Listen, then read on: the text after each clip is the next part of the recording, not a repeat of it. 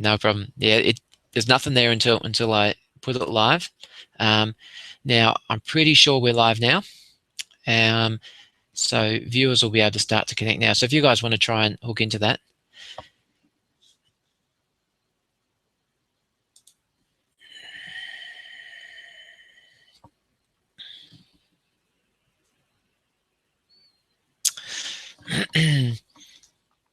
So guys, if anyone's watching this on the Hangout at the moment, if you want to join us in the TeamSpeak server, you should have that information on the email I sent out. But if you haven't got it already, the information is the TeamSpeak server is teamspeak.fg-con.com. So it's teamspeak.fg-con.com, and the password, again, it's in the email, but it's Dungeoneers with a capital D at the front and a S at the end. Password's Dungeoneers. And if you join us on TeamSpeak, you'll be able to join in the conversation. You'll be able to ask questions. You'll be able to ask me to backtrack if I go through something too quickly. So I'll give everyone a couple of minutes just to fire up on both of those. There's a couple of people in the TeamSpeak channel already, but I'm expecting a couple of people to join us on the Hangout as well.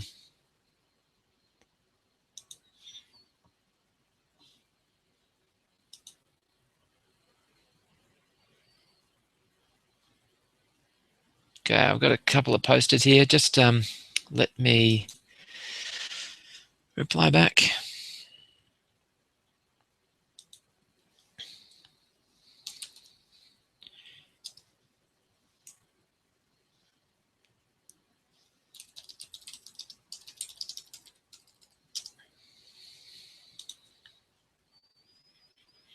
And we've got some.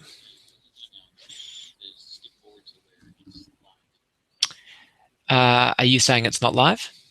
That you're not seeing it live? Look, unfortunately, just because of the bandwidth, the amount of data it's got to process, it's like when you I don't know, watching sports and you can listen to it on the radio, and the radio is a little bit ahead of the TV, because broadcasting voice only is faster than broadcasting voice and data, and that's doubly so when we're talking about Australian bandwidth uploads. So there is going to be a lag. Once I get my ugly mug off the screen and put something useful up on the screen, the delay will be less noticeable. You know, working with my voice on TeamSpeak and the video on the Hangout channel. Okay, I've got a Jay who's trying to join in and is not getting on. So I'm just going to see if I can find Jay, and then we'll get started. Oh, we've got someone called Jack. Hey, Jack, how are you? Jack, you're not Jay Kent, are you, by any chance?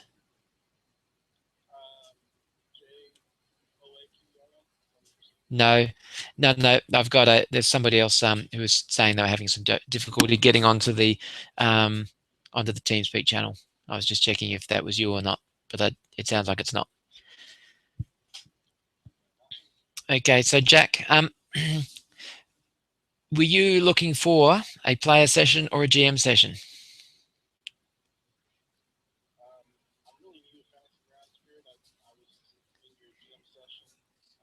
Okay, cool.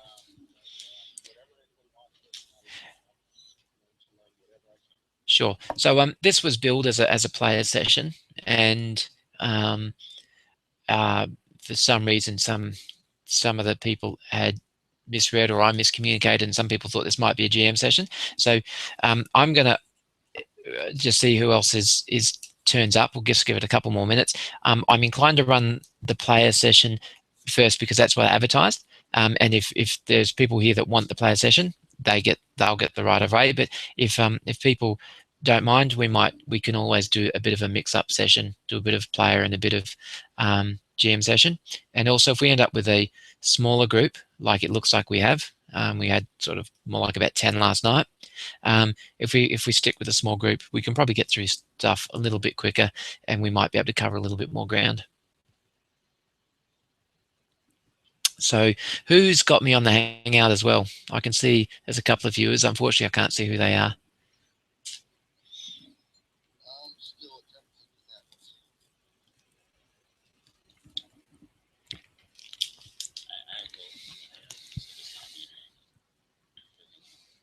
Cool. Yeah, so Jack, if you're on the Hangout as well, make sure that you mute the volume on the Hangout, because otherwise we'll get some feedback. I'm not hearing any feedback from you, but just only have the sound from one or the other.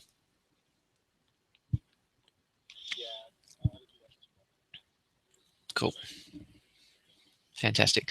All right, we might kick that off just now, and just in case, I'm just going to throw it out there one more time into the Hangout session. If you're on Hangouts and you're not on TeamSpeak, join us on the TeamSpeak channel. It's teamspeak.fg-con.com, teamspeak.fg-con.com, and the password is Dungeoneers with a capital D and an S at the end. All right, I'll get started. I'm going to fire up my Fantasy Grounds app. So you guys should all see my Fantasy Grounds splash screen. So I'm going to launch a GM session first, so that we've got something to play off. And I'm going to launch a second session as to run the player one off. Now, if you guys want to connect to my server, what you'll need to do is, let's switch over to the player one. Okay, so those of you who were in the GM session last night, there wasn't a whole lot of point in connecting up to my screen, because we really wanted to see what the GM view was like. But this time you'll be looking at things from a player perspective. So if you want to get your Fantasy Grounds client up and running, and click on Join Game, and put in your username, use your name or your character name or something individual. It just can't be the same as my name. And the server name for today's session is damned, D-A-M-N-E-D, .fg-con.com, and click on Start.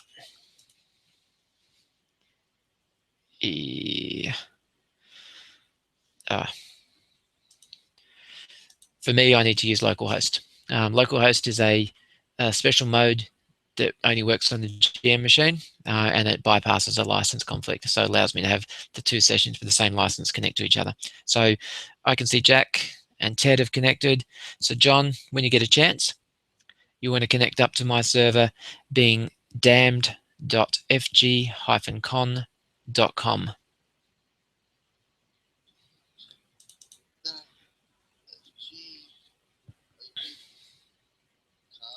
Yep, .com. All right. So as the other players connect, you should be able to grab yourselves a character. Doesn't really matter who you grab, just grab yourselves a character. I'm going to go through the icons on the screen really quickly. We've got, in the top right hand corner, we call these the campaign tools. We've got some mini ones and some bigger ones. Combat tracker is probably the big kahuna. This combat tracker is where all the really technical automated stuff happens.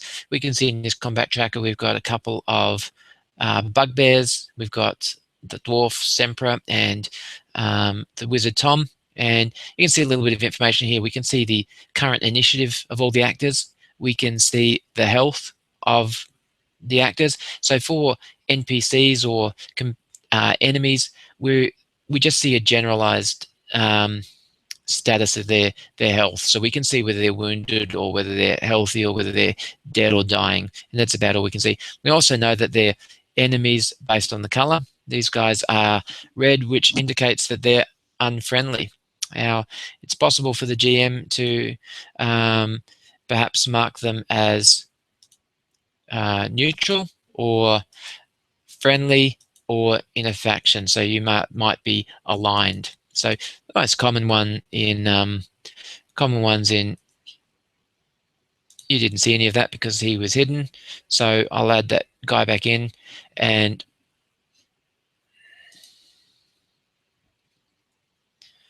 why is my screen, can you guys see my screen at the moment, or is it just gone grey?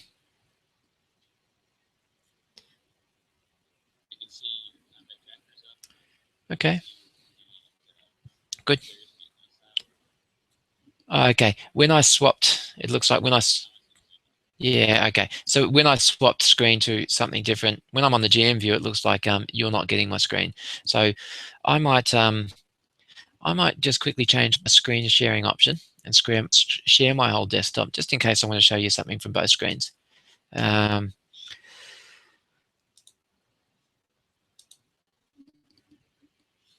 Now you get to see the full works. So on the, so from the GM view, I'm going to change this particular entity. He's hostile now in red. He's faction, which is kind of like an alliance.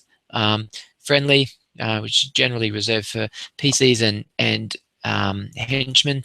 And neutral, which might be the initial status when encountering, usually intelligent foes, which may become allies or may become enemies later on.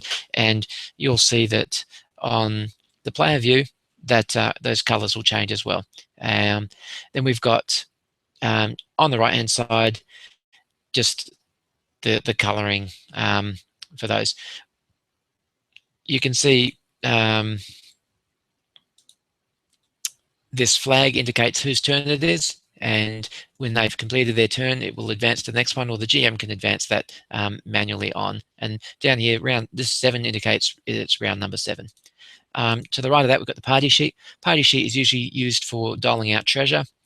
You might find a chest with 2,000 gold coins and 5 gems and a scroll and a silver dagger, and the GM can throw it in here, and then the players can all grab stuff out of there, and it disappears from here as it's consumed. The other one that the players can use is the marching order. So the players can adjust their order in here, and they can also write notes or draw a marching order on this this grid here. From the GM view, there's actually quite a bit more information on the party sheet.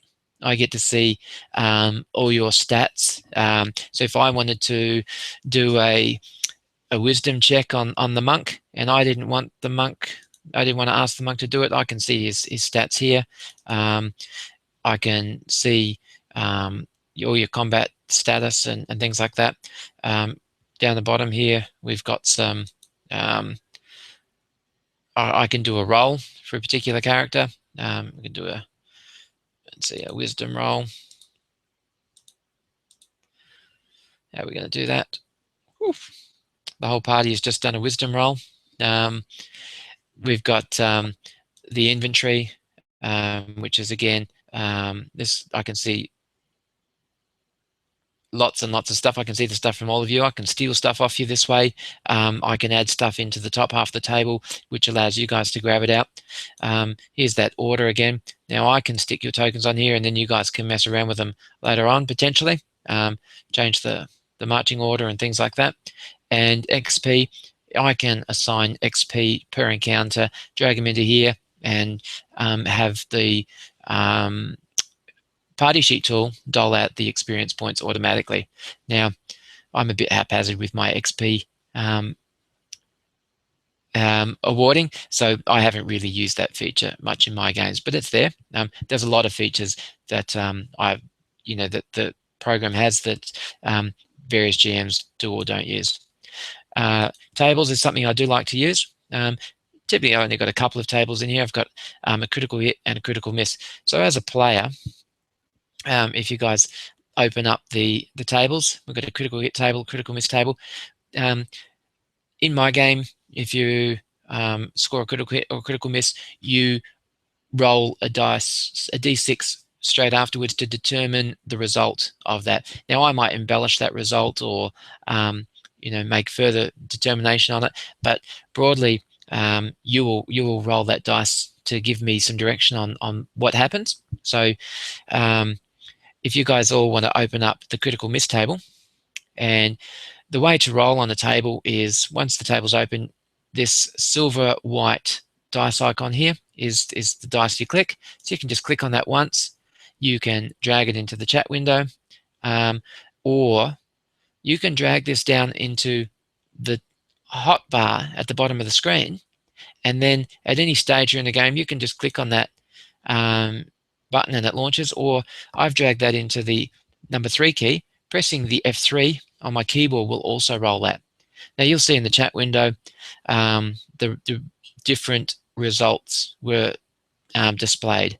So on the 6 was the castle keeper's choice. On a 1, critical miss, you trip and must save versus dexterity. So even though you've had a critical fail, I give you a chance to do a dexterity siege check to mitigate the results. It still could be disastrous, or it might just be unfortunate rather than disastrous. And there's a bunch of different ones there.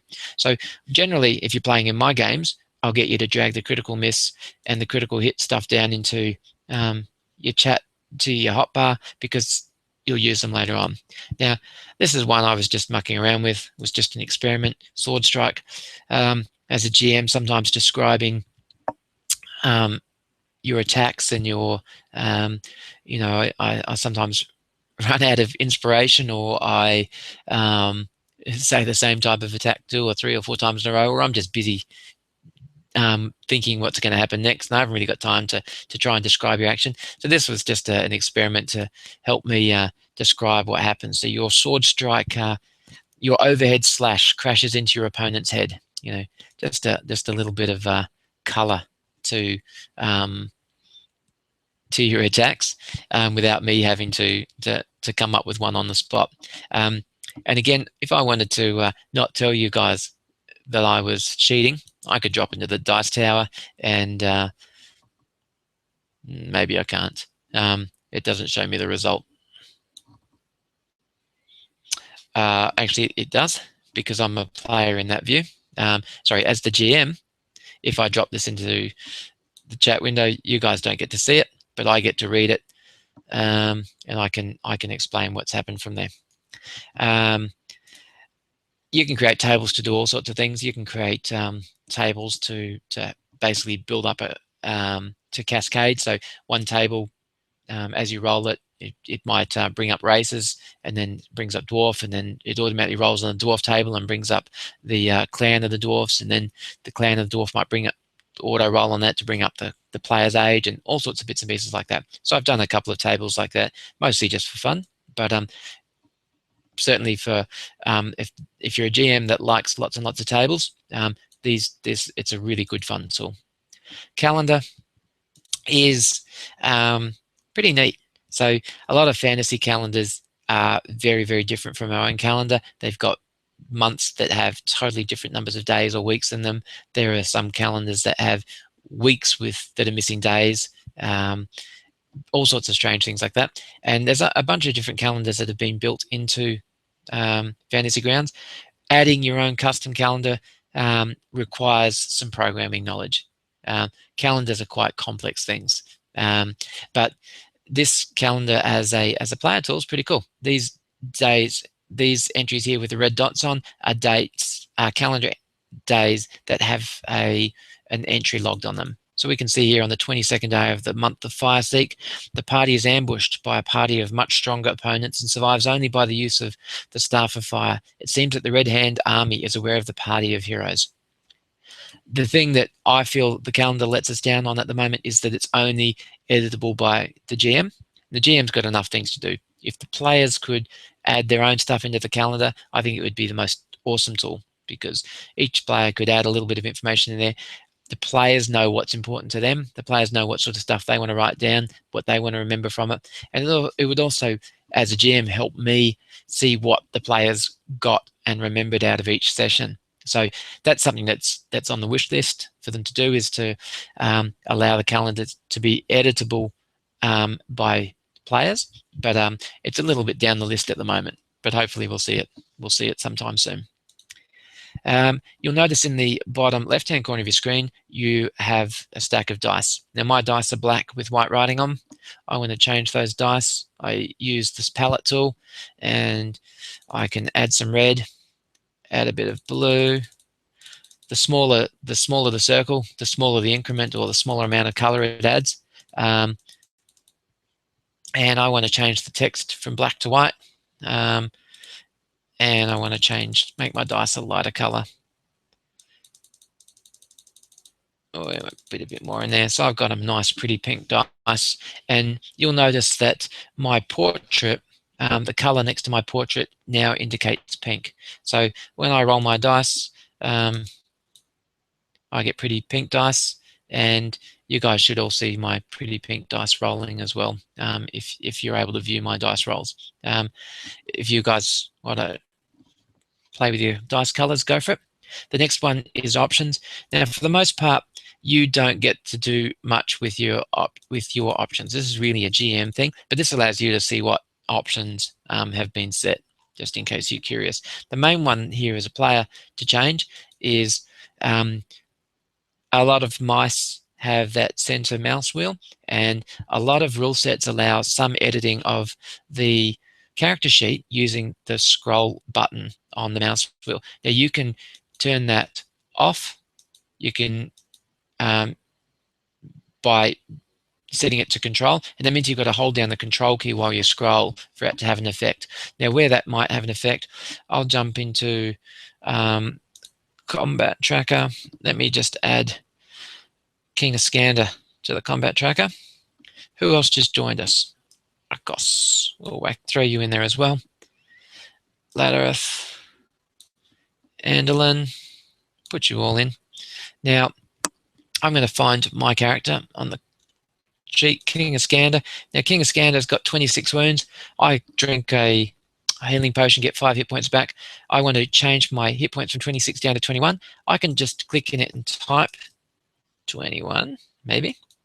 Do I have to do that in my character sheet as a player?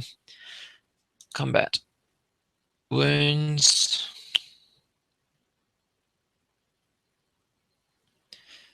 I'm lost. There we go. On the front sheet, it's got 26. I can type 21 in there over the top, or I can click in it. I can hold down the control key, and I can scroll my mouse wheel up or down, and that will change it a certain number. Now, as a GM, I can do that on the combat tracker. I can do it on a bunch of other places. It looks like as the player, you have to do it within your character sheet only. So I got 5 hit points back from the healing potion. I've got a healing salve as well. Gives me another 1d8. I get another 3 hit points back. So I'm going to scroll that down 1, 2, 3. And I'm down to 18 wounds now. The next one we've got are modifiers. Modifiers are a one-time modifier to the next dice roll. So, for example, King Iskander does a charge attack. So the charge attack is going to give him a bonus to his to-hit roll. So let's add one in here. I'll do it from the GM side. I'm going to click on this plus, and we're going to go charge attack to hit. And it's a +2 to hit. And I'm going to tick this box here to make sure it's visible to all. Oh, where has it gone? It's reordered them, sorry. It's visible to all. I'm going to add another one. Charge, attack, damage, which is +4. It's visible to all. And I'm going to add one more.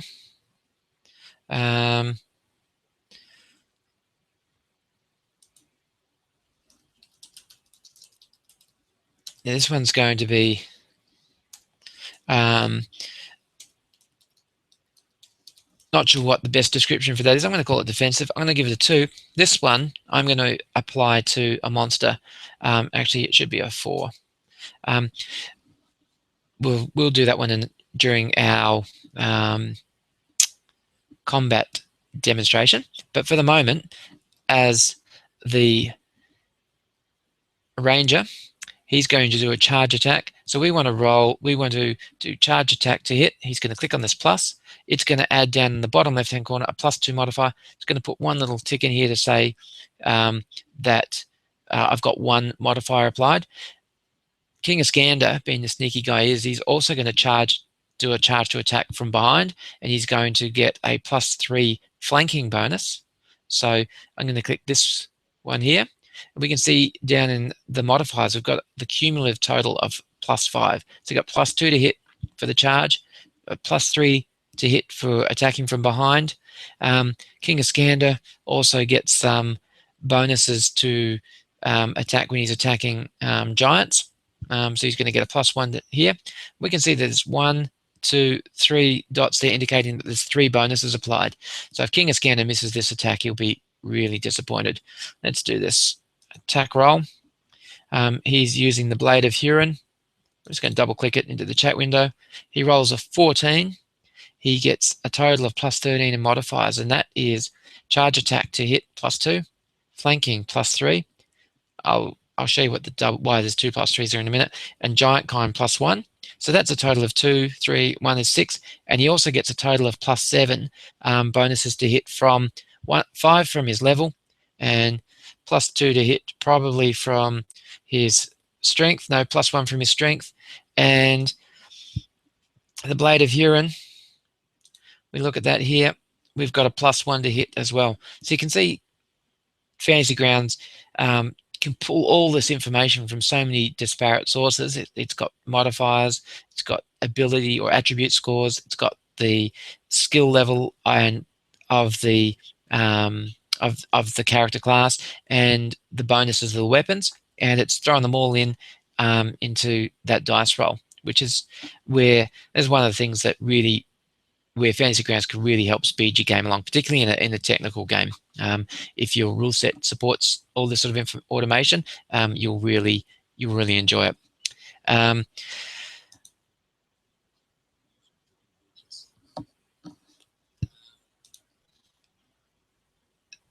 Who just joined just now?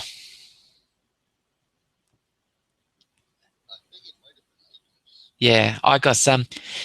Instead of muting the TeamSpeak session, mute your Hangout session and let the voice come through on TeamSpeak. And then if you've got any questions, you can pipe up and let me know.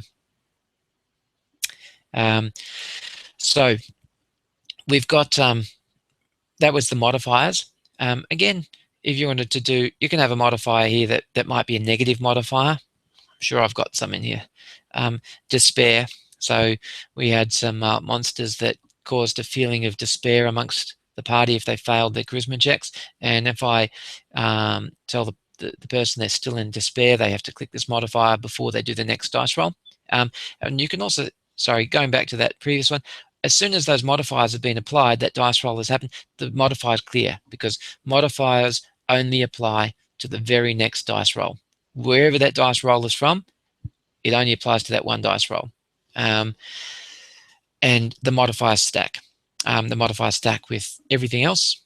I think that's it for modifiers. The next one is really cool. So effects. Effects are very much like modifiers, but effects have a duration.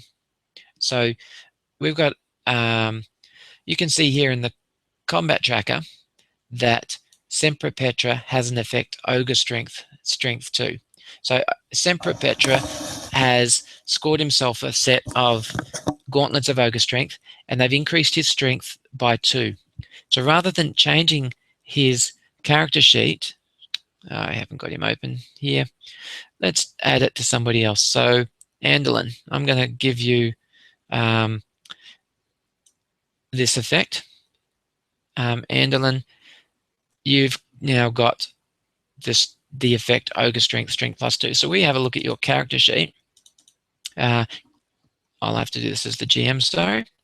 Andolin, your strength is 13, which gives you a bonus of +1. unfortunately, what we're going to do, I'm going to just change that to 14 for the sole reason of when we get the +2 on 13 gives you a total of 15, which doesn't actually change your bonus because 13 to 15 is still +1. But for going from 14 to 16, you go from a +1 to a +2. So Anderlin's got a strength of 14. He's wearing gauntlets of ogre strength. When he does a roll on strength, so if we click this one, he's rolled a 2. He's gotten a +6 for his level, and instead of getting only a +1 for his strength bonus, he's also got a +1 from the increased strength. So his strength still reads as 14 on his character sheet because that's what his strength is, but he's acting like a character with 16 strength. The duration of ogre strength is 0, which is it has no duration. It's indefinite. That means that until he takes off the gauntlets of ogre strength, we want that effect to be on his character sheet for that whole duration. Say we've got a barbarian. We don't have a barbarian, but we're going to call Ladareth the barbarian.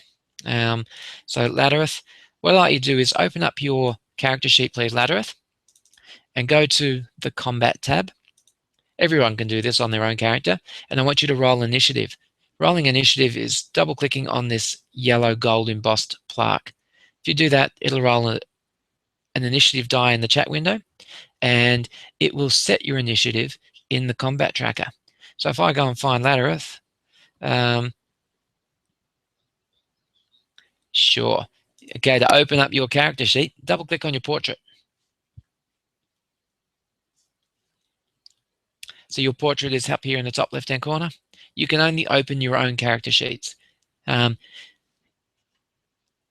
often find as a player, because I'm used to being able to, as a GM, clicking on different characters' sheets and suddenly realizing I can't peek at what they've got. So everyone got their character sheet open? Roll an initiative for me. I can see Anderlin's rolled an 8. If the rest of you guys can do an initiative roll for me. Cool. So we'll find that Ladareth is no longer sitting on the bottom of the table. He's moved up just a couple of spots. His initiative is now 2. So that's where he will act in order. Now, if Ladareth has an effect applied to him, such as Barbarian's Rage, we will see that the Barbarian's Rage is a pretty cool effect. It gives him a +4 to his strength, a +4 to his constitution, a +2 to all will and morale saves, and it reduces his armor by 2. Now this is old school D&D, but not old enough school to be descending armor classes are better. So we still want armor classes closer to 20 than we do to 0. So -2 is a penalty. So when the barbarian rages, he becomes this berserker machine, but he cares less about his protecting himself. So this particular effect does all of those things with a simple drag of that one effect onto your character sheet. Not only does it do that, but we've determined that the barbarian's rage is going to last for 3 rounds. And we can see there's D3 here. Now, the current settings for this session are that effects count from the initiative at which they were applied on. So you can either set your effects to expire at the start of every turn, or to decrement at the start of every turn, or on the initiative. Now, it's much fairer for them to decrement on the initiative, because if you were the last actor, if you had an initiative of 1 and you cast a bless spell on yourself, giving yourself a bonus, and it only lasted for 1 round, as your turn finishes, the next round starts, it decrements, your spell did nothing for you. So having it go through the whole round on the combat tracker and coming back to the 1 initiative position means that truly did last for a whole round. So what we'll see is that as we progress the combat down past Laddereth. We've got a few different actors here, so it's going to take a bit longer. So Laddereth, the duration is still 3, even though it's gone past Laddereth's turn, and it'll do that until we get back to the top, back to the initiative here. We'll go one more. We'll scroll down and have a peek at Laddereth, and we'll find that the Barbarian's Rage now only has a duration of 2. We'll race through this quickly, and we can see that it's still got a duration of 1. But when we get back to here, we scroll down, we will find that Laddereth's Barbarian's Rage has worn off. So all of those effects are no longer in effect. He is back to his normal armor class, but all of his bonuses, his strength and constitution have gone as well. Really cool, really nice feature. Adds to all that automation, and it also takes that tracking paperwork and distraction off the GM. Same, now, the effects and how the effects work, they're really complicated. There's some really complicated math behind them. When we all play role-playing games, we love all these complex mechanics. That's all cool because our minds are very clever and we can pull all these bits of information. Oh, guys, I'm going to have to stop for a second. You're going to have to see my son. Come here, Sam. Come here, Sam. My son has just come back with some makeup on. He's Jack Sparrow. Show me your teeth, Sam. You are one good-looking kid. Go on, give us a pirate. Arrgh. All right, get out of here. That's awesome. Yeah, they're fantastic. Thank you, Sam. All right. Off you go. Thank you, buddy. See ya.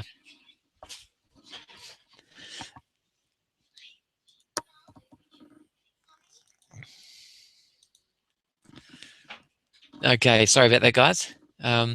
My son went to visit one of his friends whose dad is a bit of a makeup artist and dressed up my son. Right, we were looking at effects still. So because of the complex mechanics behind all this sort of thing, and when people start using Fantasy Grounds and seeing all the cool things it can do, people suddenly start thinking it can do everything.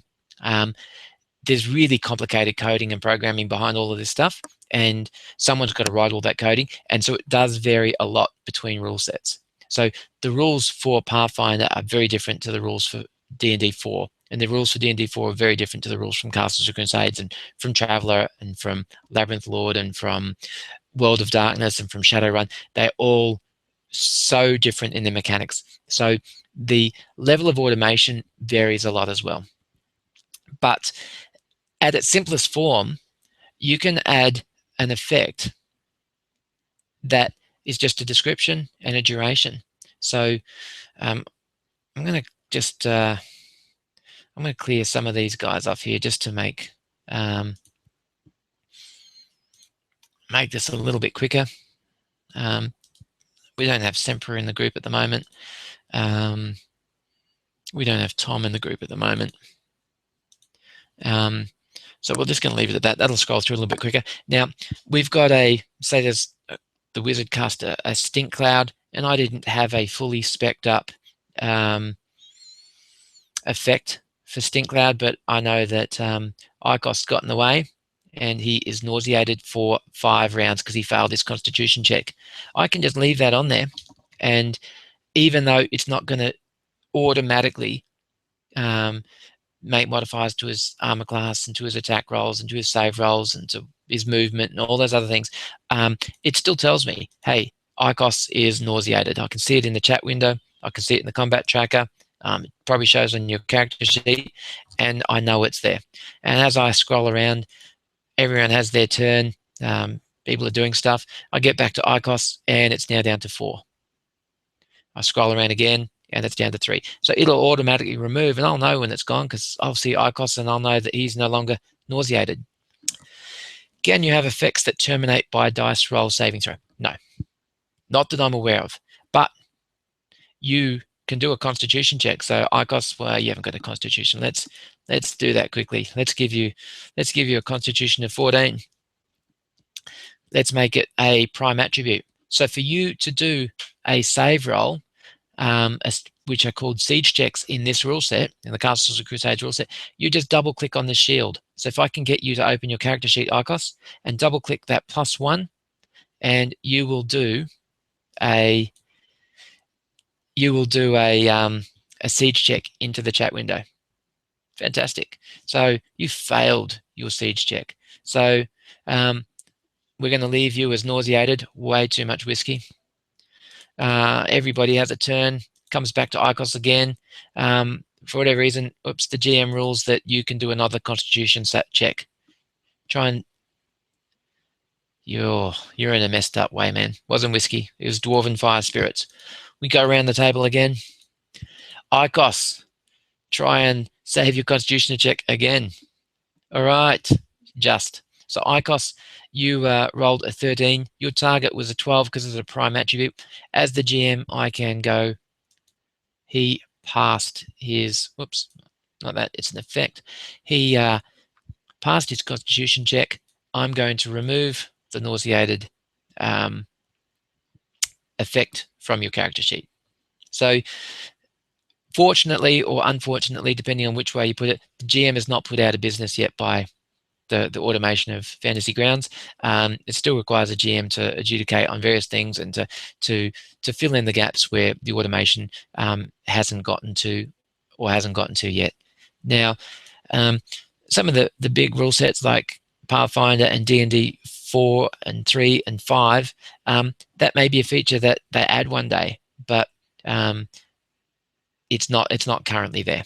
So, and you can imagine the math on all of that. It's not only got to look at when you do the roll on what stat and whether that stat applies to that effect, and what effect it has if you succeed or if you fail.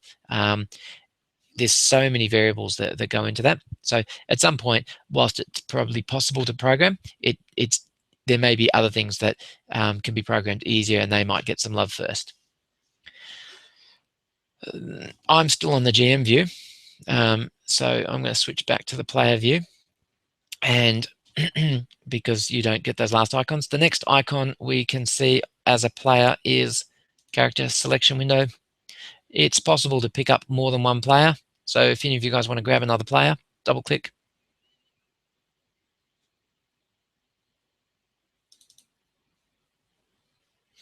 So I've got Carsten and I've got King Iskander. If I want to change to Carsten, I can right click on him and, sorry, he must be my active. I can right click on King Iskander. Maybe somebody else beat me to Carsten. No, it's me. How do I set Carsten as the active player?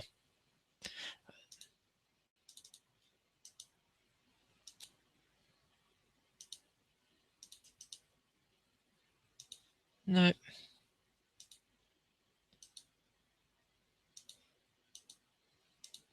There is a way to, and maybe it's changed in a recent update.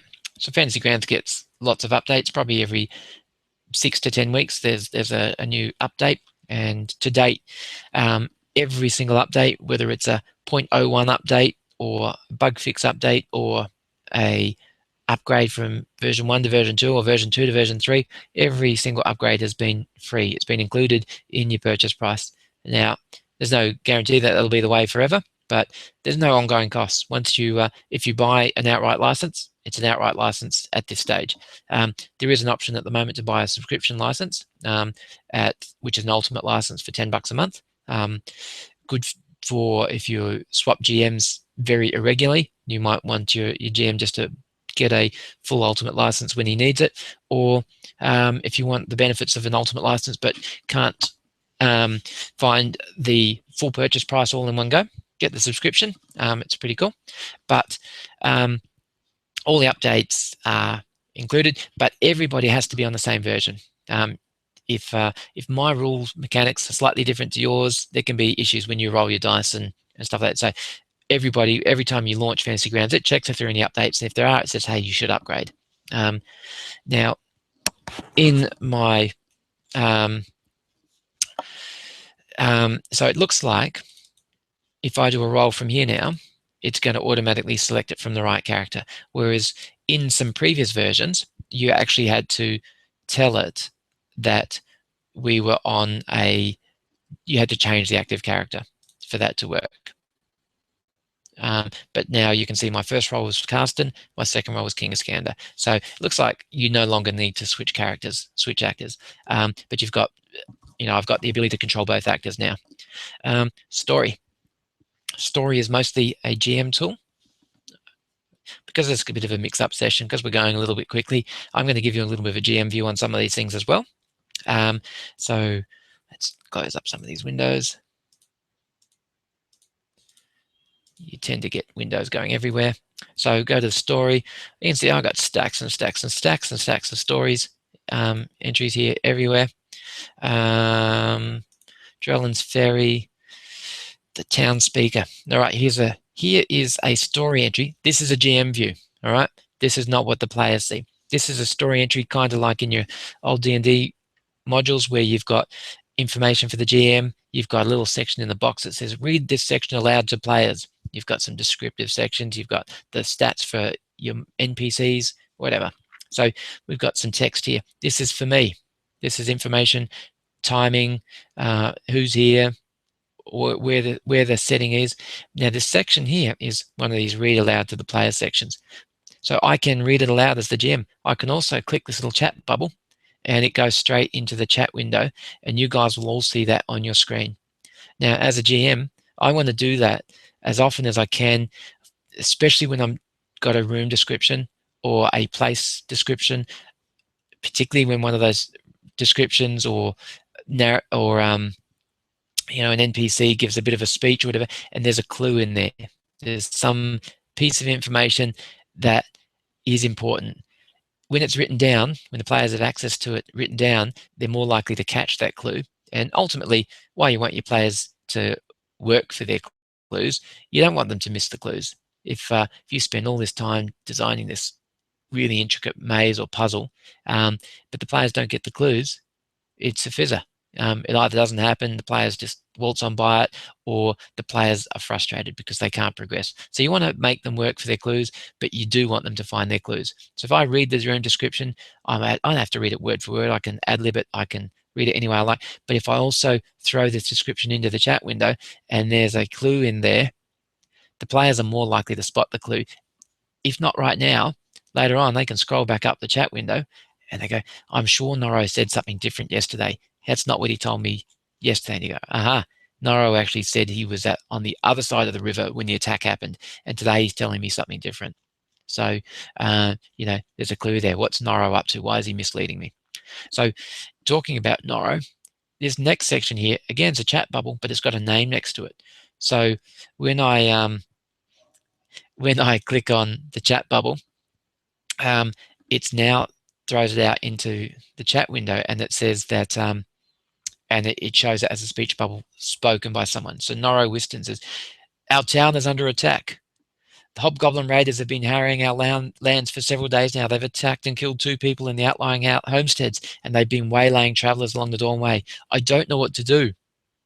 Our town guard, we're insufficient in numbers to investigate. I need somebody to go to the farm. I need you to trail these hobgoblins and find where they came from, how many there are. You can embellish and carry on, but if you've got the core bits of information in there, it's great. What's really hard to do in prep is to have every possible conversation recorded. So if you're going to have a text-only session, you will find the game moves a lot more slowly. Some people don't mind that at all. They really enjoy being able to be very colorful and descriptive in their text. They spend ages putting their personality into the text. They find that a lot easier for some people. But as a GM trying to get every single possible answer to different questions, is really hard, really time consuming, not worth it as a GM in the most part in terms of time prep.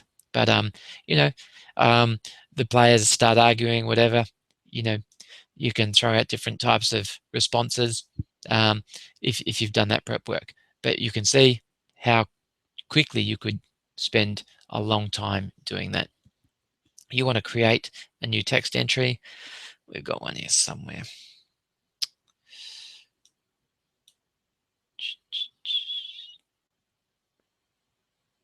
We'll just use this one.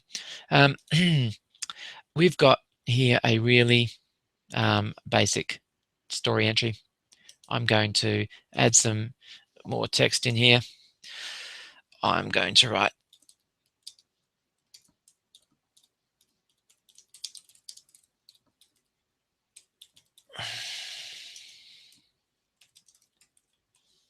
I'm going to add a couple of bits in here. Now, if I want that to be spoken by someone, I right-click, choose paragraph type, chat type, right-click again, paragraph type, assign speaker, and this is spoken by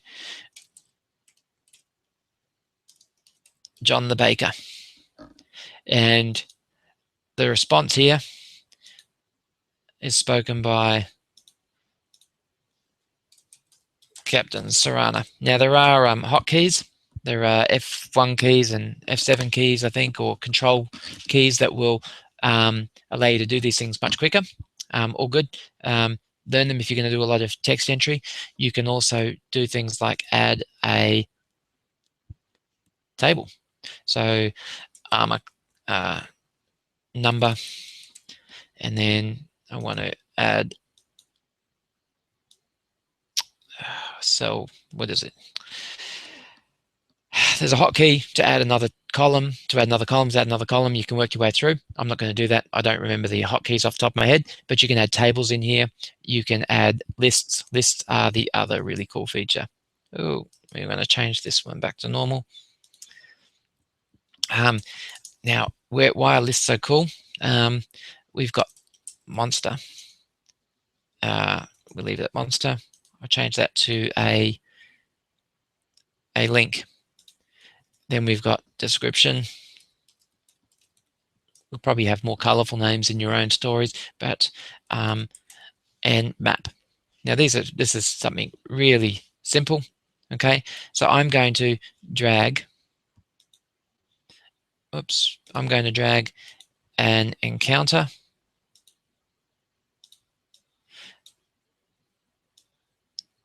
into that link. I'm going to drag a story entry into that link, and I'm going to drag a map into that link. And when it comes time to use this particular story entry, I need to run the encounter. Bang, it's there. I've got it. It's pulled up straight away. I want to read the description to the players. Bang, it's there. It's all linked in. It's ready. I want to launch the battle map. It's there. It's ready. So there's some really nice campaign management features that you can very easily, very quickly access from your story entries. If you've got a little bit of time to do your prep as a GM, use links. Use lots of links. Keep everything together. You're very useful. Describe your key room descriptions. Put your key NPC monologues in there. Anything that's got a clue in there, something important, but don't only put the ones that have got clues in there, because that might be making it just a bit easy for your players. From the player view, you can hardly see any story entries. Why is that? Because mostly they're GM information. This particular one I've shared with the players. So if I wanted to share this story entry with everybody, it'd be pretty stupid because there's a whole bunch of stuff in here that tells you about the 2 traps and everything else. But I could do it if I wanted to. Perhaps this was just a love letter from the Baron to the Hobgoblin Queen, whatever, and you got the party discovered it, so I could share it with you. I might share this particular entry just with Icos. So he'll get that pop up on his screen, but no one else will. He will get it in his story list, but no one else will. So ICOS, if you open up stories on your sheet, you should have 2 story entries in there. Is that correct? I don't think he's on voice at the moment. He'll type at some point because he's pretty prolific in the typing window. Cool. So that same way of sharing goes for images. Now, there's 2 types of images really. You've got images and you've got maps. So sometimes you want to have a descriptive image, because the image will help set the scene. The image will give some clues. The image will help the players understand the lay of the land, or exactly how things are set up. So I can share that with people. If you guys were to look in your images, you would see that this map had been shared to you. I could take it off you. I could church on the water, stop sharing it. All right, for whatever reason, a cloud of infernal darkness descended upon the party, and they were struck blind. And you can no longer see the church. You might have to find your way to that church, and navigate whatever obstacles are there. You might remember details, or you might misremember details of that church. Maybe there's a map. Maybe there's a scroll that you deciphered, and after 24 hours, the scroll crumbled to dust. So I might remove that. And if you guys forgotten what was written on there, or more likely you've just misremembered what was written on there, that's just all part of the game. Share the other type of map, which is probably the most common sort, is a battle map. You see our battle map has got a grid on it. It's got some masked areas on it. I'm going to share this. The player view. My player view tends to get mucked up because I'm playing on the same machine. There's some issues with the cache, but you guys should see a battle map with a shaded section. Now I can actually see through my shaded section. I can see some of the detail. You guys can't. You can see the grid. The grid helps scale. So if somebody draws a pointer on the map, they want to know how far it is from here to that dead tree over there. Maybe I don't have a grid on here. Let's check it out. Layers, grid is off. Why is that? No, the grid is on. So, sorry, it is there. It's just hidden underneath his token. It's a 45-foot long arrow. So you might draw a pointer on the map to show what you're pointing at. You might show it to show a route that you're going to take. You might use a pointer to determine line of sight. You might use a pointer to determine an area of effect. So you might position the area of effect spell here, over the entrance to that ruined tower. So hopefully it'll catch anyone coming in or out of it. And hopefully it'll avoid all the player characters that are on the screen. You might have a spell that uses a cone shape. Now, unfortunately, the cone, you can't vary the angle. Like you can, the direction, yes, but it's always a 90-degree radius, or a 90-degree angle on that cone. But there's a bunch of different pointers there that you can use. I'm going to get rid of those pointers, cluttering up the screen. Next one is encounters or personalities. Now, as on the player view, it's going to look pretty bare because most of my personalities or NPCs are monsters, and I don't really want you to see what their special attacks are, what their hit points are, what their armor is, whatever else. But I might have a henchman or an NPC that's very familiar, maybe a henchman that's accompanying the party, and one of the party members might actually be running that NPC. So then they would appear in this personalities tab. Items.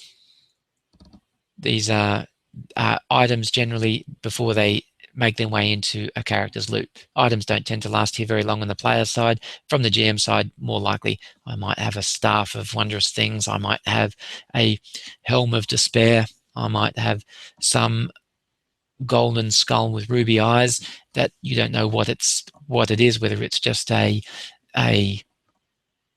fancy token or idol, or whether it has some magical powers, whether it's cursed, whatever. So items could be unidentified. So I could have a new item in here and I could leave it unidentified. So I could write all sorts of wonderful descriptions in here, and until I identify it, the players won't know.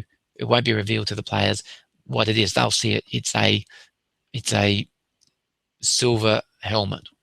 But once I identify it, reveal it in all its glory, you'll see that it's a helmet of despair, and the wearer is cursed to wear this this helmet, and it causes intense agonizing pain twice a day, debilitating the character. Sorry about that. But until it's been identified, I can apply those effects on there, but you can have it in your character sheet, but I don't have to fully outline it to you.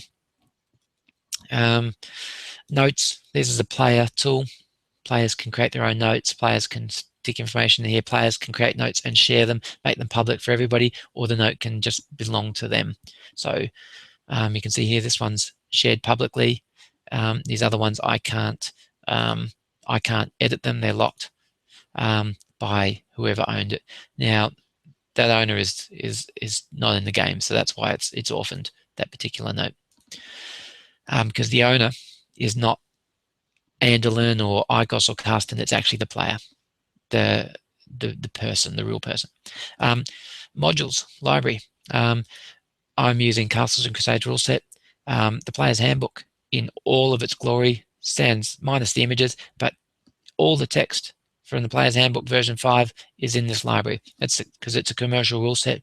You actually have to pay for this rule set, but it's an absolute steal at $10. $10, you get the player's handbook and the monsters and treasure, and it's got everything in there. I go to classes. It's got the wizard. It's got what abilities he has. It's got his bonuses to hit, his hit dice, his what experience for levels, full descriptions from the player's handbook, spells at what level he gets, and then the full spell listing. Tells me all about it, what levels they are. So arrays, what it does, range, everything like that. These things are drag and droppable. Say King of Skander, I'll switch to the GM view. King of Skander has somehow developed the ability to cast spells.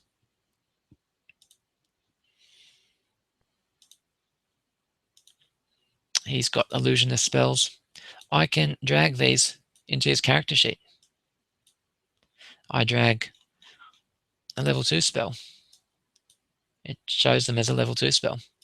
The rule set supports drag and drop of all sorts of items, spells, abilities. So back in my player's handbook, he is a ranger. So it's a class. It's a ranger class. His abilities, the combat marauder. Okay, it's already in there, but you can just drag it in here. Later on, he wants to find out what combat marauder is. He doesn't have to pick up the player's handbook. He just clicks on it here. That information's all linked to it. Nice and easy. Really cool. Same with inventory. You want to drag in a new longbow, drag it in. It'll recognize that the longbow is a weapon. It'll also add it to the combat tracker. Sorry, the combat tab. If you dragged a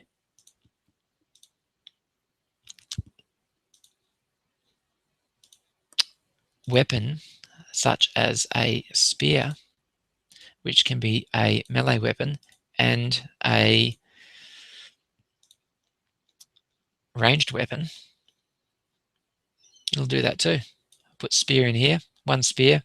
It's got the encumbrance value. It's got a link to it, describes it. It's incremented my encumbrance. I go back to my combat tab. Suddenly I've got a melee weapon and a ranged weapon, and they've both got different stats. So I can view the detail on there. It's actually a +1 to hit. It's a masterwork spear. It gives me a +1 to hit, and it gives me a +1 damage. But when thrown, the spear is actually a spear of lightning, and when thrown, it gives +2 and +2 rather than the +1 and +1 on the previous one. So I can do a ranged attack, I can do a melee attack, and I'll get different results from those dice. As I said earlier, automation varies a lot between different rule sets.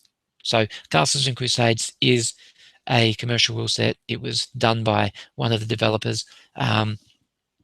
It's got a pretty good amount of automation in it. It pales compared to, say, D&D 5 or Pathfinder, but it's much better than a lot of the community, or pretty much all the community rule sets, and some of the older rule sets. So it's kind of an in-between one. But you'll find that creating rule sets for Fantasy Grounds is a very challenging process because there's huge amounts of math behind it. There's huge amounts of programming, and there are so many exceptions in role-playing games. So the math and the programming ability to create a full rule set is fairly complex. I'm writing a rule set at the moment. It's a very basic one. It's for an old RPG called Maelstrom. I don't know, maybe some of your older guys might remember a little paperback RPG that came out in the early 80s called Maelstrom. I'm writing a bit of a rule set for that. It'll be a community rule set. It'll be free to use, but it won't have anywhere near the automation that that Castles and Crusades have, but it'll be perfectly playable. It'll have fully interactive character sheets. It'll have a combat tracker, but the GM will be a lot more involved. The GM will actually determine, there's an attack roll and a defense roll, and the GM will then decide whether it was a hit or not. It won't automate that, but the rolls themselves will declare, how successful or unsuccessful they were. Things like effects is a big area where the rule set complexity or the maturity of the rule set will often be seen in things like the effects. So the D&Ds and the Pathfinder rule sets have got stacks of effects. Castles and Crusades has only probably got less than a dozen different things that you can create an effect on. So you will use the descriptor ones more often in Castles and Crusades than you would in Pathfinder. So Pathfinder or D&D 5, you can hit, if say you're fighting a monster that can only be hit by magical weapons or silvered weapons, your weapon might be a silvered mace, and it will know then that weapon can apply damage. Maybe it can only be hit by silvered magical weapons. Providing you enter all the details correct, the 5e rule set can work all these things out. The 5e rule set will work out that when you attack a skeleton with a sword, it'll only do half damage because it's a slashing or piercing weapon, and it'll do double damage when you use a mace because it's listed as a bludgeoning weapon. There's lots of really cool features like that, but they vary massively between the different rule sets. Journal is another way of looking at all this information on the side here. Instead of having lots of different windows opening up, it opens it all up down here. It's a bit of an experiment. It's a little bit on hold at the moment because right now they're undergoing a big rewrite of the Fantasy Grounds core engine to put it onto a new platform, which will be more suited to multi-platform gaming. So they'll be able to put a proper native Mac client.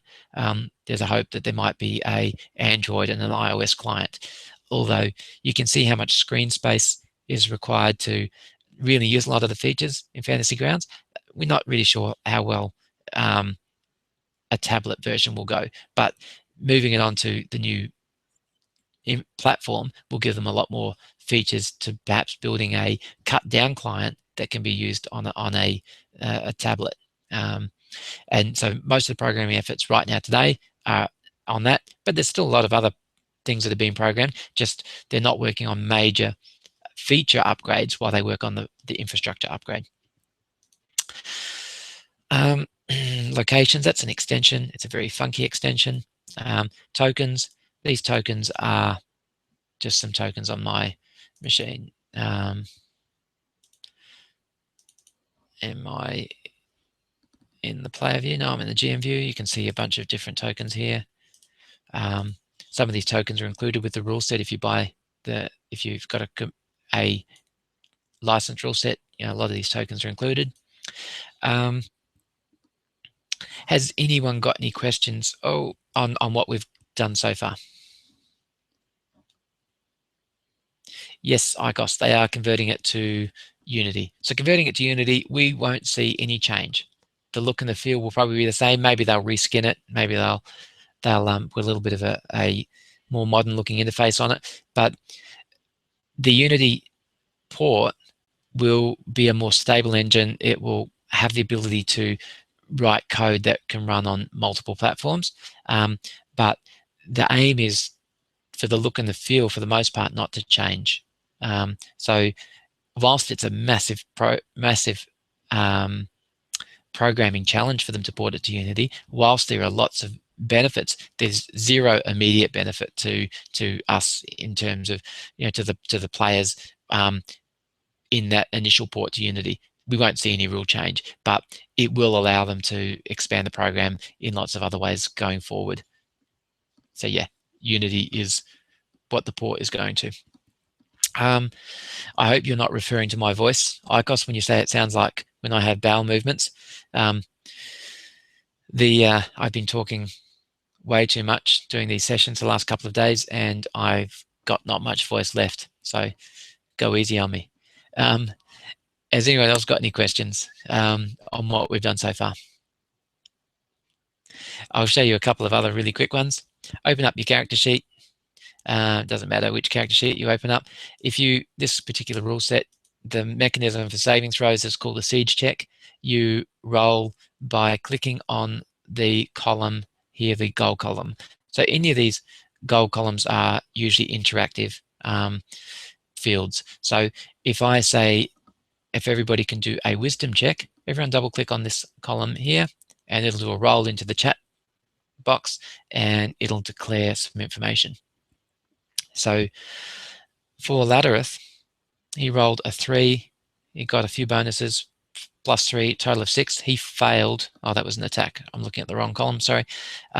Ladderith rolled a wisdom check. Now, Ladderith's wisdom is a prime attribute. So his base target is 12. He rolled a 17. He's got a whole bunch of modifiers that give it a +9. So he passed his wisdom check. The damned, however, failed his wisdom check miserably. Now, I might want you to do a wisdom check that you don't get to see the result of. So I want you to throw it in the dice tower. How do we do that? You'll see in the bottom right-hand corner of your screen, you'll see a little dice tower. Instead of double-clicking on that field, click and drag that field over the dice tower. And the GM will see the roll, but all the players will only see a ghost dice scramble across the screen. I'm going to switch back to the GM view, and you guys can do another dice tower check. Do another siege check into the dice tower.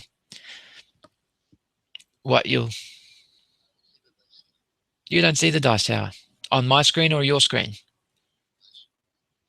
Down here in this right-hand corner? Haven't got one?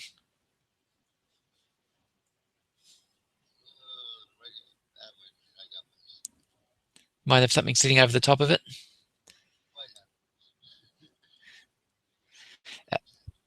Yeah.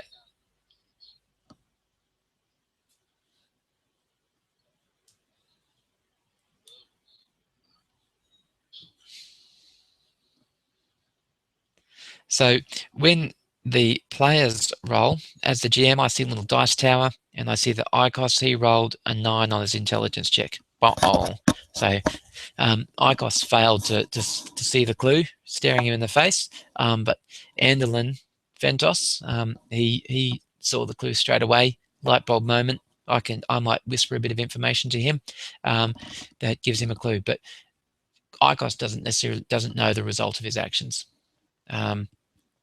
Nobody does because it's a hidden roll. you might notice that your dice start to get scattered all over the screen. You've got dice up and down the screen here. If you right click on the blank part of the screen, hit the 9 o'clock spot, arrange dice, your dice will get lined back up nice and orderly. If you're rolling dice, they can roll them anywhere on the screen, but nothing get recorded into the chat window. If you want your dice roll to count, it's got to go into the chat window. If you need to roll two, say we're going to roll up 3d6, left click and hold it, 2 taps of the right mouse button, and it'll add 2 extra dice, and then you can roll 3d6. Oh my God. 3 ones. What are the odds? 2.6%, something stupid like that. It's even less. It's a 0.5%, I think. I just rolled a 3. That must be ICOS's new charisma score. I want to put those dice back where they belong. Say I need to roll 3d6 plus 3. I can put a 3 in the modifier. I can grab 3d6, can throw it in the chat window, and the modifier will apply. I'll get a 10, and the modifier is reset back to 0. I might want to roll some funky combination where I want to roll a d20 and a d12. Can't pick up 2 different dice. So what do? You have to type it in, /DIE 1d20 plus 1d12, throw it into the window. I'm going to show you that command on your screen. It's /DIE 1d20 plus 1d12. No, you've got to do /DIE and then the actual dice, for anyone that's doing that.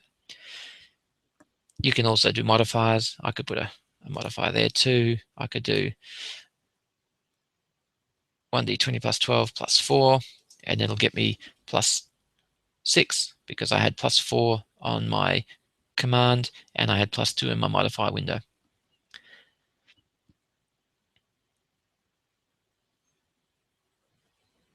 Okay, we are at 17 minutes past 4. We have 13 minutes left, and I have to absolutely finish on time today because I'm running into another session. So we're going to do a really, really quick combat session. So I'm going to prep it up really quickly for you. I'm going to open my mini map. I'm going to clear all the tokens. I am going to, who's playing? I'm going to grab the Damned. Now if I grab, no, I did that wrong.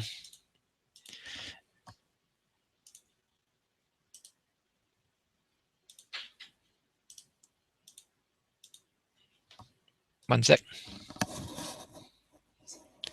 I know, and remember I said to you, I've forgotten. I actually had another session date, but we didn't talk about it because I ran out to get to the chemicals.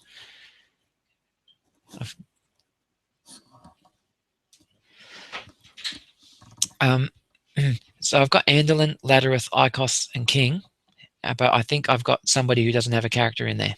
So if someone wants to type into the chat window one of their characters' names who, if they don't have a character that's on that combat tracker at the moment. I am going to grab an encounter. I've got an encounter called Bugbear Trap. Watch this. If everyone just watches my screen for a minute. As a GM,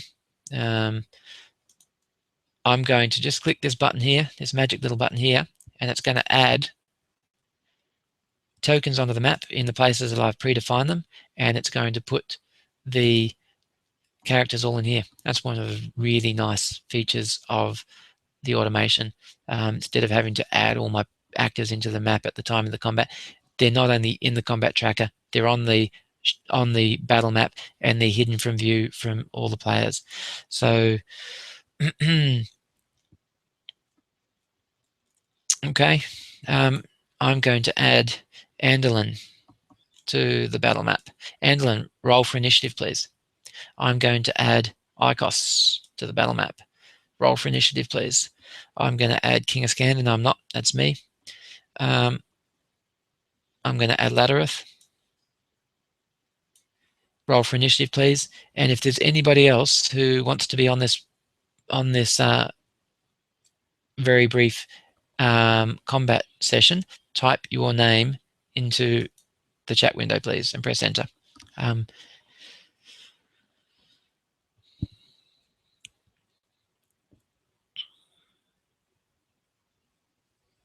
Okay, Ladderith, didn't you like year 2? Re-rolling and getting a 5. That's a bit cheeky. Actually, it doesn't look like it did. See how it hasn't got the init next to it? So what you need to do to roll initiative is actually double-click the initiative field on your character sheet. Don't throw a dice 10. Actually do an initiative roll. Combat tab. Click on initiative. Great. Got it too. It's all you deserve. Okay. Now, so we've only got the 3 players. That's fine with me. So Icos is the first actor. Now, Icos, I'm going to make Bugbear 9. Bugbear 9 is visible. He's standing at the mouth of this ruined tower that you're approaching. He's a very good-looking bugbear. So if you wanted to target the bugbear, there's 3 ways to do it. You can click your token, control-click the bugbear, and you'll see a targeting arrow is drawn on the map. That means any attack rolls that you do, we'll open up Icos's character sheet. We will go to the combat tab. He's got no weapons. We'll quickly, what am I going to do? I'm going to add you a weapon from King Iskander. Oh, he's going to be really pissed. Oh, no, I'll just give you the spear. I won't give away his Blade of Huron. All right, did you see how cool that was? Just dragged a weapon from another character sheet into your inventory, and suddenly you've got a weapon. Now, you want to do an attack. I want you to double-click on the melee weapon, the ranged weapon. I want you to double-click on the 0 and see what happens. This is for you, Icos.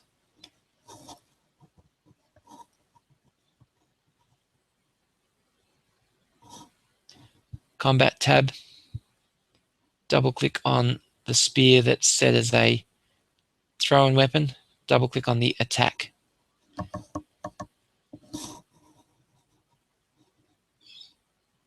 Bingo. You rolled a 13. You're a 0 level nothing because you just grabbed a character out of nowhere. So there's no pluses to whatever to hit. And the bugbear, his armor class is greater than 13. The system calculates a miss. The basilisk, you can't see him. So the players won't see him. Bugbear 14, you can't see him. Andolin, your turn to attack. Now, Andolin, instead of doing the targeting, what I want you to do is go to your character sheet, and I want you to go to your weapons. Now, Andolin's a monk, I think. Let's do your unarmed primary attack. What I want you to do is grab the +6 here in that shield, and I want you to drag it over the top of Bugbear's 9 until the word Bugbear's 9 shows up. So when the actor identifies himself, you know he's targeted. So if you drag that dice over Bugbear's 9 until it's targeted, and then release it, cool. So you can see Andalus also rolled a 13, but he's a level 6 monk. So he got a total of +7 to his hit there, his strength as well, combined for a result of 20 versus this guy's armor class. It's a hit. So you want to do damage now. So drag the damage die from here over the top of our friend the bugbear until his name is highlighted, and then release. 5. Flick back to the combat tracker. On mine, Bugbear 9, I can see he's got a total of 11 damage. On your combat tracker, you'll probably just see he's got a heavy wound. Makes sense? You don't know his exact detail, but you can see he's got a great gashing bruise on the side of his head where Andolin kicked him. Does that make a bit of sense? What you might also see is down here, you can see this little red indicator here. It says he is wounded. You can also see that our friend Ladderith is also carrying some wounds, but not to the same degree as the bugbear. Let's give the next actor, Laddereth, an attack. Laddereth, we're going to do your attack the last way. Laddereth, you can do your attack by going to your combat tracker, and bugbear number 9, I want you to drag your scythe attack over bugbear number 9 in the combat tracker, and it has to be hovering over the top of his icon, and then let it go. If you've got it in the right spot, it'll roll an attack against that bugbear. Bang, a 5, it's never going to hit, but you can see it's targeted, bugbear number 9, it's calculated against his armor class and declared a miss. All right, now I might also, there's all this carrying on at the back has woken the rest of the bugbears up, and another one has run out. Oh, not him. Another one's run out. So what numbers are these? 12 and 14. I'm just going to make them visible. 12. Bang. The party get the fright of their life as another bugbear appears in the mouth of the ruined tower. And these ones look a lot scarier. Now, Icos has got a very cool ability to attack 2 people at the same time. You see that? There's 2 targeting arrows on there. Icos, roll your attack this time. Just do a double click. You can see it targeted both of those bugbears. Did the attack, did all the math, checked it out, said, shit, I missed you both. I'm going to say you get a +8 modifier. Actually, you give yourself a +8 modifier just to give yourself a chance, and do the attack again, please.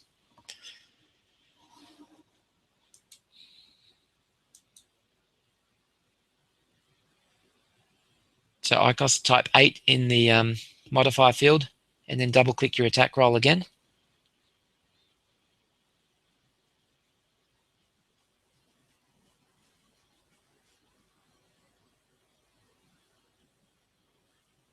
Modifier field is down here on the left of your screen, bottom left-hand corner, right beside your dice. You see where my hand is pointing on the video?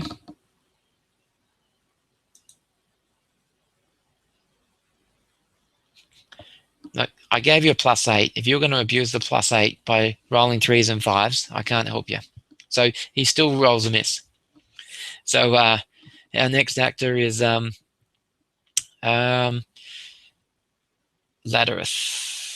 or Andolin. Yeah, who's got a question? Go for it. Cool. So magic and spells, again, the complexity behind the math on spells is just enormous. Imagine trying to code a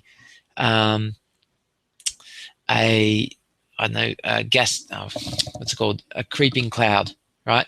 It extends, it travels based on, the wind. It expands. It travels in the direction from the caster. It will flow downhill. There are so many variables in there. There's no automation for most spells. However, what you can do if you've got a spell, I'm going to open up Laddereth's character sheet. He's a spellcaster. I'm going to get him to create a weapon. He's got the magic missile, right? So he can type in magic missile here. He's a level 6. So he gets to roll 3d4.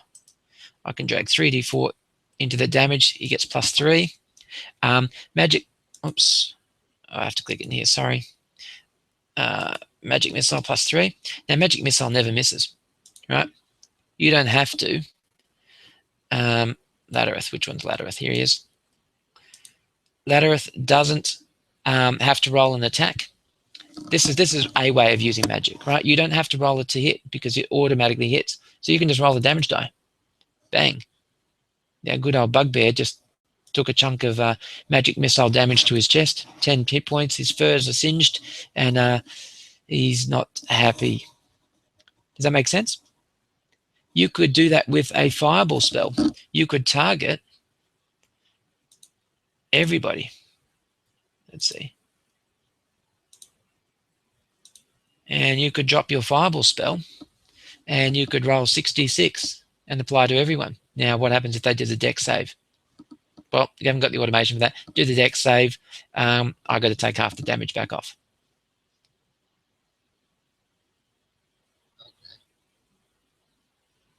So yeah. So yeah, you would have spells in here. You would tick off that you've used a spell. You can see it's disappeared. I cast the create water. It's now gone from my character sheet. I cast the first aid. It's gone from my character sheet. But I got 4 light spells. I tick it. It just marks it as used. Marks it as used. Marks it as used. Marks it as used. Once I use the last one, it's gone from my character sheet. It's gone until I do a long rest. Where we go? Menu. Rest. Long rest, an overnight rest. You get all your spells back. How cool is that? But yeah, the actual applying of the spells, not automated. Gentlemen, I got to run. Thank you all for your time. Thank you for your patience. Thank you for listening to me drone on and on and on for an hour and a half non-stop. But I've got a game to play. So adios.